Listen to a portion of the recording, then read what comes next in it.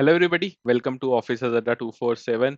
Today in the target series, we will be talking about the IFS subject. So when we talk about the respective exam, that is the JAIIB November 2025, the most difficult exam, which you can say for sure, based on the last 3 or 4 exam cycles, it turns out to be the IFS exam. This being the first exam also, you should take care that the deadline up to which your exam preparation should be completed is 2nd of November. 2nd of November, you have the exam. So the deadline, or for that matter, a particular date which you must keep in your mind till when your syllabus should be over is 2nd of October. That must be the deadline in your mind because at least you require 1 month of revision. Along with that, your mock test practice plus whatever doubts you have to resolve them as well. So when I talk about the time which is remaining for the preparation of IFS, it is very less.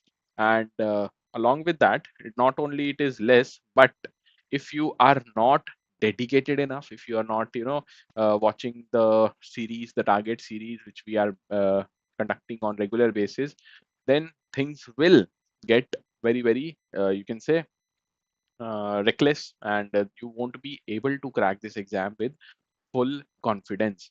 So module D we are talking about, and the unit number 37 is the unit which we will be covering in this particular session. See, if you have not attempted or you have not seen the videos from unit number 1 to unit number 36, I would highly recommend that to go through all these videos once you watch this particular session, because they will lay a foundation. That is the purpose of the target series. We are not providing you end-to-end discussion of the entire unit, but whatever we are discussing, it is from A to Z of that particular topic. Like today, we will be discussing the factoring at length, the process of factoring, how factoring is defined.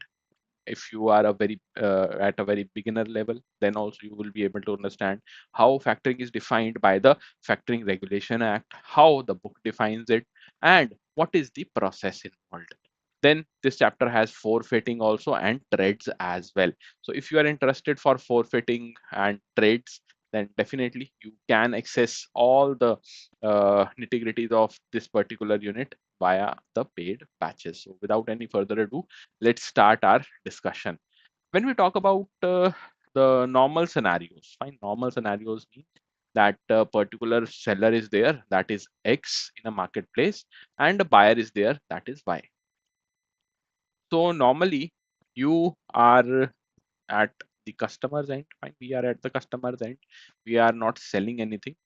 So what will happen? The X will be selling something to the buyer or the customer, right? So whatever X has provided in the form of goods or services, Y will be repaying the amount involved. Right? Y will be paying X with the particular payment. Right? Payment will be there. That is how normal markets function. But in the case of financial markets, maximum time what happens, X will sell something to Y, right? And Y will keep the copy of bill, right? Bill or invoice, whatever you want to call it. And after a certain amount of time, that particular time will be noted by the both the parties, by X as well as Y. They will mutually decide that particular time. After that time only, Y will repay the entire amount to X, right? That's how the financial markets function. Now in this particular scenario, what is the issue? The issue is that X will not have the funds directly. The goods and services X has already provided, but the funds are not there. Secondly, the party X has to persuade time and again the buyer, that is Y. Y is the buyer. Na? So time and again, X has to persuade the buyer that yes, I have sold certain goods, certain services are being availed by you, which are offered by me. So you must give me the money back. In both the scenarios, there will be certain loss. In the funds case, that directly the funds are not being credited in the seller's account, so the funds will be short. And while persuading, what the seller is losing, the time. Both these things will be detrimental to the business of X. For this only one solution is there. That is, X directly won't be persuading that Y give me my money back, and X will have the money back, some amount of some portion of money back, just in case the buyer is not paying. Right? That particular setup somewhere down the line is known as factoring. So unlike the traditional bills discounting, factoring is a tool for managing the entire short-term receivables portfolio. This buyer is what? That is receivable, na? That is a receivable only, the particular receivable or the customer. Fine. So what happens in the factoring business? X and Y are two parties. X and Y are two parties, and X is the seller, Y is the receivable or the customer or the buyer, whatever you want to call him or her. In between both these will be one factor, right? It will be one, but there will be one factor. And how the process will happen? X sold certain goods to Y, and since the factor has been hired by X, this factor will provide some advance payment to X, and the remaining payment, whatever payment is remaining after this advance payment, the factor will recover it from the Y. Fine. So more or less, you can say that factor somewhere down the line is a recovery agent. Like that, I'm just trying to tell you in a very layman manner so that you can easily understand and grasp the concept of factoring. Like in the loan department or the advances section of our banks, what happens? The bank provides loan to a customer and waits for the repayment, right? Just in case the Y is not or the customer is not repaying, then the bank has already hired the recovery agents, and on the behalf of the bank, those agents will be recovering the money from the customer. Similar setup is here as well. On the other hand, when we talk about forfeiting, see this type of setup of factoring, mostly it is done for the domestic services only, at the domestic level only, in local or the domestic level. But when the funds which are being transacted in a particular manner, they involve some international setup, right? International, you can say trade is ongoing. Then such type of setup will be termed as forfeiting.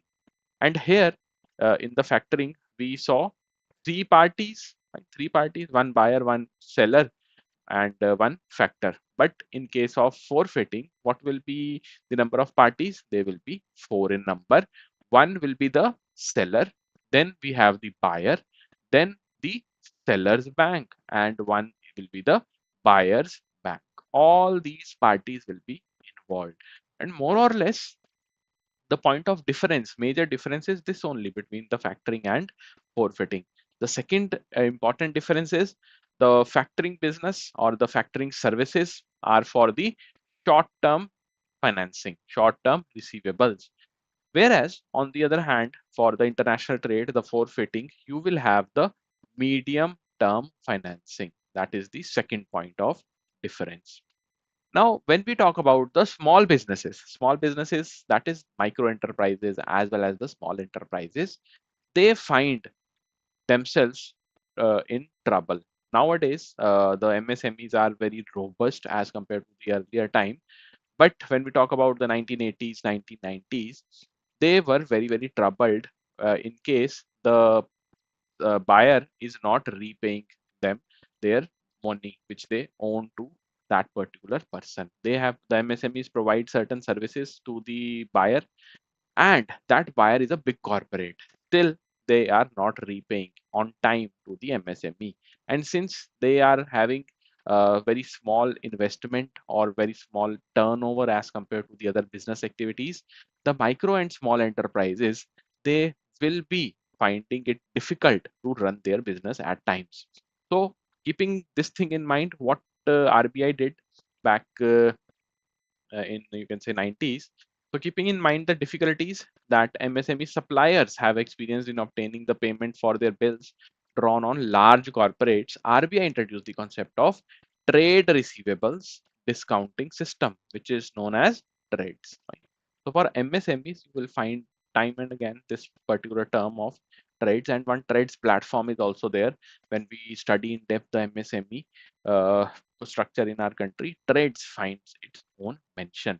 So factoring is for the domestic level players which are not interested in persuading the buyer time and again. So they hire a factor. Forfeiting is for those business entities which are having some international trade ongoing. Trades is a dedicated platform for the MSMEs. I hope that the difference is clear.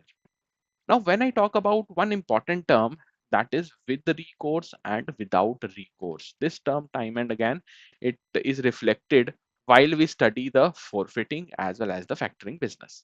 So see, in the factoring business, what is happening?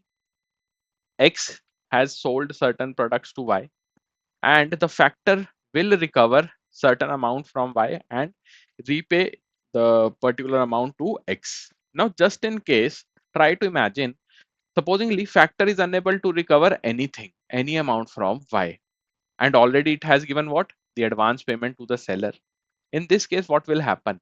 Factor will lose certain money, fine.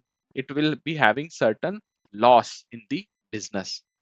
And in order to protect the factor also, this particular system of factoring has one option, has one type of factoring under which no loss will be incurred by the factor. And that type is known as factoring with recourse. With recourse means the factor can again approach the party, that is the seller, with the demand that yes, I am unable to recover the money from Y. So whatever advance payment I have given to you along with my commission, which you are supposed to pay me, you must pay me right away. Right? Otherwise, if there is no recourse available with the factor, what will happen? It will be incurring the loss of this advance payment plus the service charges as well. The no commission will be paid to the factor. Okay, but in case of forfeiting, it is always without recourse. Fine, always remember, factoring, it is both. There are various types. One is with recourse and another one is without recourse as well.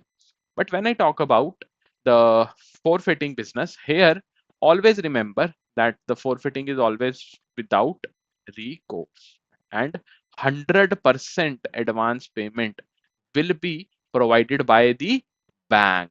Okay, it will be provided by the bank. Fine. I hope that the difference is clear with the recourse and without recourse. Still, if you have any kind of doubt, feel free to ask me in the comment section.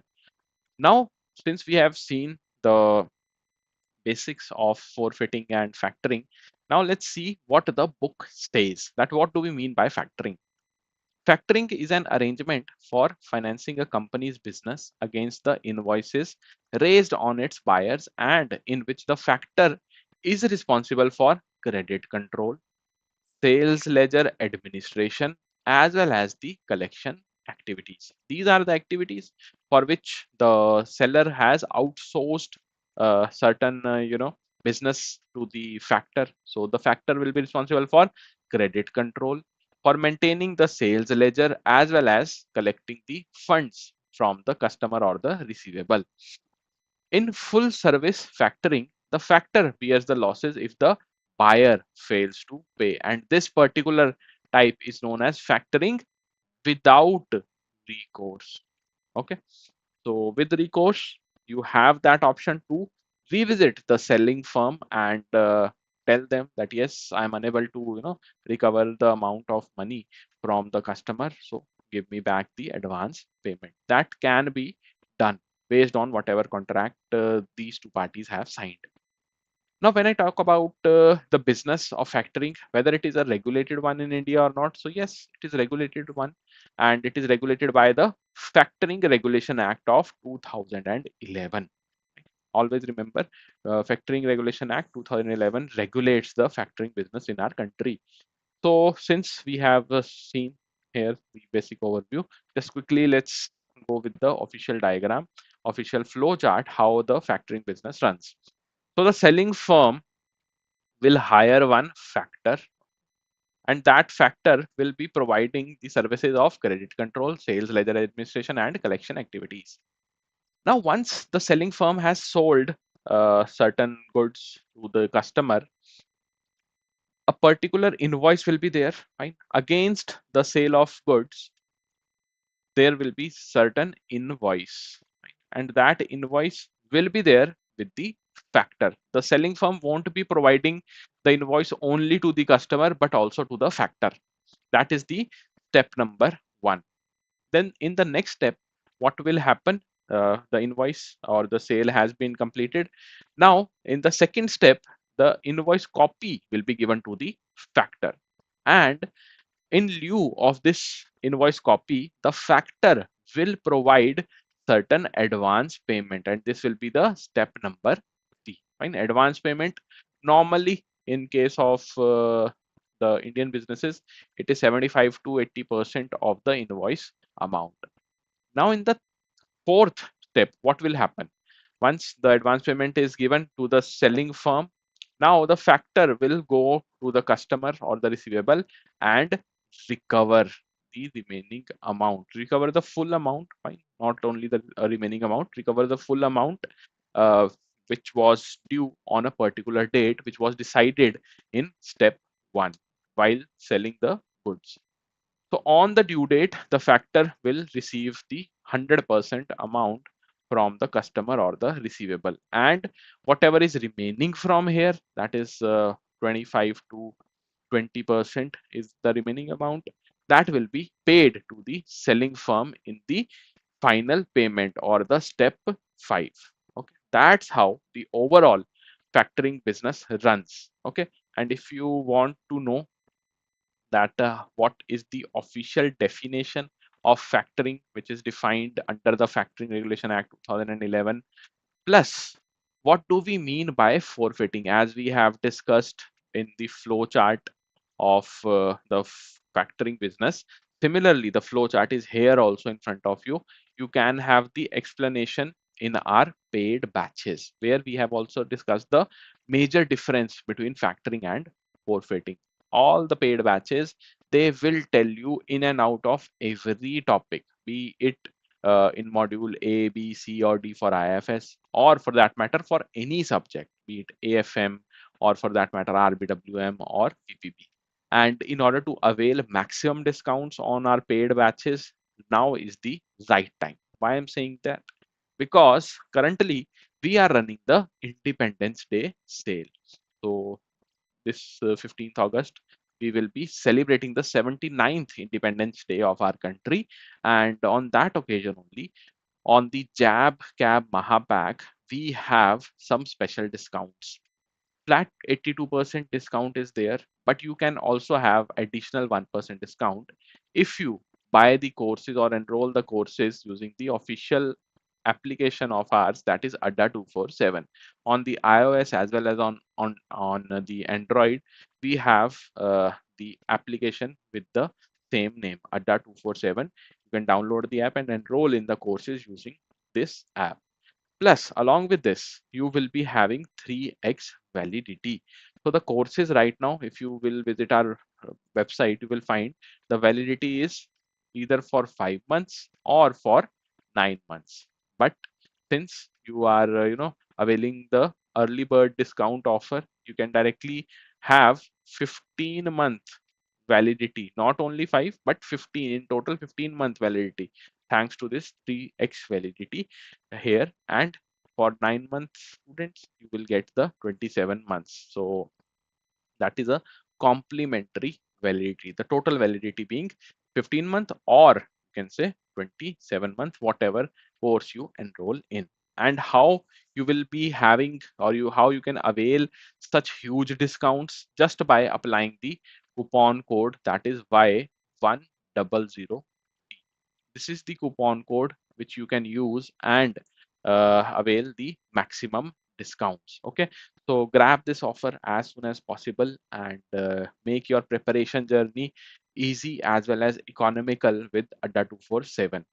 I want everyone to make a resolution on this Independence Day that not only we will be selecting the most relevant study material out in the market right now, but also we will be having some mental independence after this particular year, because we will be able to clear the JIIB exam being a consistent student. That should be your motto. Okay, so this was it for today's class. We will meet in next session. Till then, goodbye everybody. Take care.